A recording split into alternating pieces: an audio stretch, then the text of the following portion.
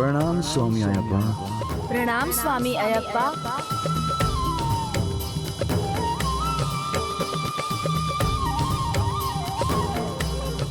स्वामिये शरणम अयप्पा।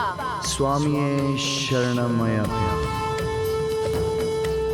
प्रभु, मकर संक्रांति के पावन दिवस पर आप यहाँ स्थित हुए थे। आज हम उसी मकर संक्रांति के पावन दिवस पर आपके दर्शन की कामना से आए हैं। कृपा करके हमें दर्शन प्रदान कीजिए।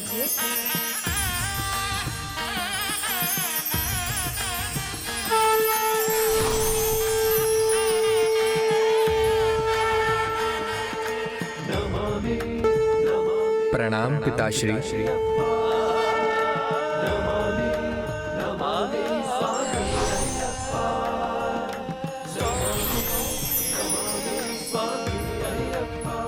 कल्याण हो। स्वयं जगत पिता मेरे भक्त का रूप धारण कर यहाँ पधारे हैं। अपने ही इस अंश को इतना सम्मान देकर आपने मुझे भाव विभोर कर दिया है। सत्य है, सर्वोच्च होने का प्रमाण शक्ति नहीं विनय है। किंतु भ्राता गणेश के साथ आपने मेरा व्रत किया और सबरीमाला की यात्रा भी संपन्न की। ये कैसी लीला है पिताश्री?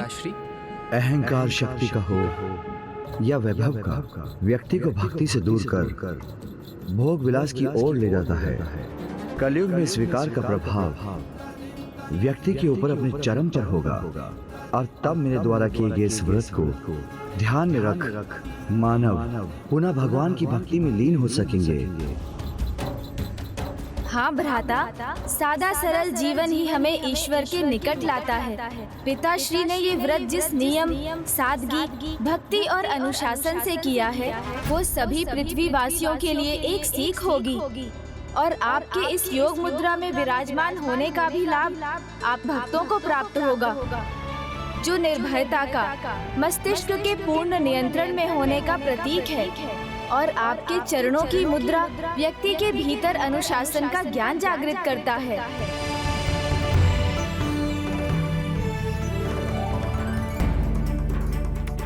जो नश्वर है वो अंधकार है, जो नश्वरता की ओर ले जाता है वो मनुष्य का अंधकारी विकार है। जिस प्रकार आपने उस अंधकार रूपी महिषी का अंत किया, उसी प्रकार ये 41 दिनों की दीक्षा आपके भक्तों को हानि पहुंचाने वाले अंधकार का अंत करेगी और उन्हें सुख, समृद्धि और स्वास्थ्य प्रदान करेगी। आपकी अनंत कृपा के लिए आपको कोटि कोटि धन्यवाद पिताश्री। स्वामिये शरणम अयप्पा।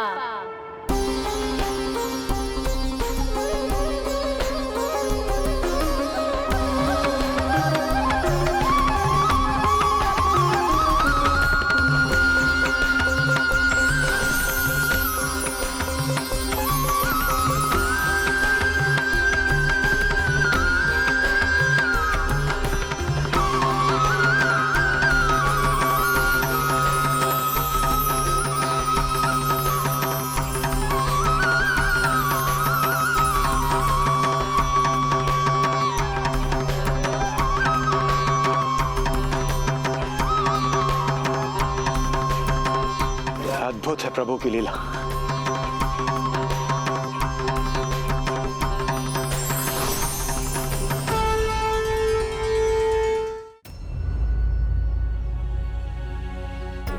व्रत और यात्रा तो संपन्न हो गए।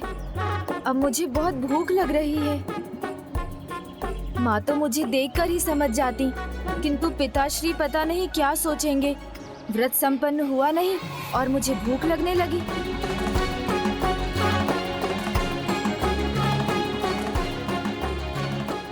मुझे तो यहाँ हर स्थान पर अपने प्रिय भोजन मोदक की ही आकृति दिखाई दे रही है। पुत्र गणेश, तुम्हारी माता और मैं पृथक नहीं, एक ही हैं। इसलिए वो जो समझती हैं वो मेरी दृष्टि से छिपा नहीं।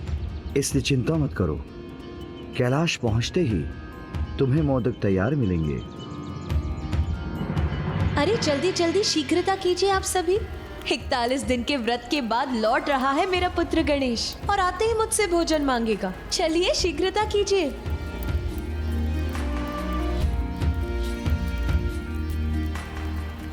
नंदी जी शीघ्रता कीजिए। पिताश्री, मुझे तो यहाँ सभी स्थानों पर मोदक ही दिखाई दे रहे हैं। मैं समझ सकता हूँ तुम्हारे उदर की स्थिति को। कैलाश पहुँचते ही तुम्हें तुम्हारा प्रिय भोजन अवश्य मिलेगा।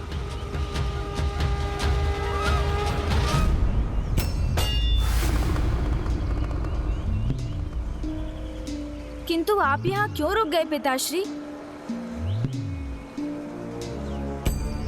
पुत्र, जिस प्रकार तुम्हारी भूख तुम्हें विचलित कर रही है, वैसे ही यहाँ के निकट कोई दिव्य आत्मा किसी अन्य कारण व्यथा में है। ओम नमः शिवाय। ओम नमः शिवाय। ओम नमः शिवाय। ओम नमः शिवाय। पता नहीं, ऐसा आभास हो रहा है कि अभी भी कुछ अपूर्ण है। हे प्रभु, मेरा मार्गदर्शन कीजिए।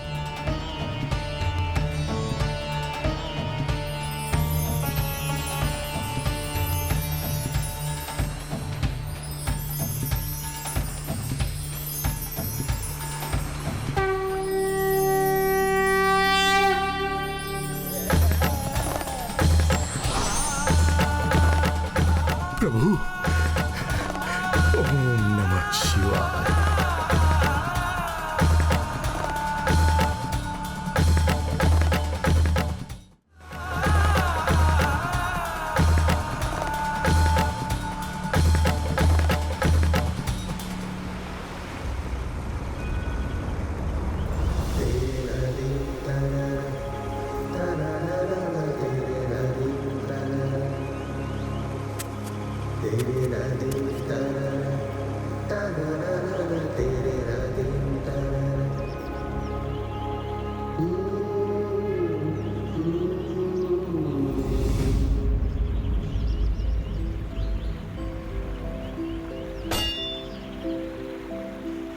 प्रणाम ऋषिवर।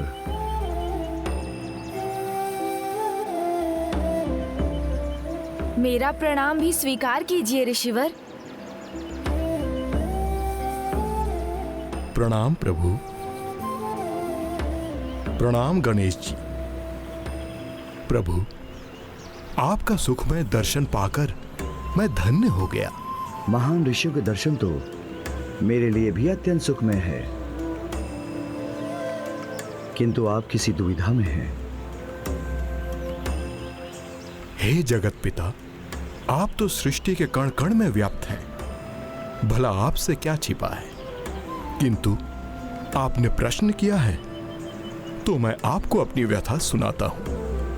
प्रभु, बहुत समय से मुझे ऐसा आभास हो रहा है जैसे कि मेरे भीतर कुछ समाहित है जिसे बाहर लाना अनिवार्य है, किंतु मुझे यह ज्ञात नहीं प्रभु कि मैं यह कैसे करूं। मैं किसकी सहायता लूं? किसी भी नए सृजन से पहले व्यक्ति को अनेकों दुविधाओं का सामना करना पड़ता है, किंतु समय के साथ उनका हल भी प्राप्त हो जाता है। मुझे विश्वास है आप भी शीघ्र ही किसी महान रचना का सृजन अवश्य करेंगे और आपके सहायक और मार्गदर्शक बनने के लिए सृष्टि रचयिता ब्रह्मदेव से उपयुक्त भला और कौन होंगे। धन्यवाद प्रभु, मेरी एक ही पुकार पर आपका मुझे दर्शन देकर मेरा मार्गदर्शन करने के लिए कोटि कोटि धन्यवाद प्रभु। प्रभु, अब मुझे आज्ञा दीजिए। प्रणाम प्रभु। प्रणाम ऋषिवर। प्रणाम प्रथम पूज्य गणेश जी।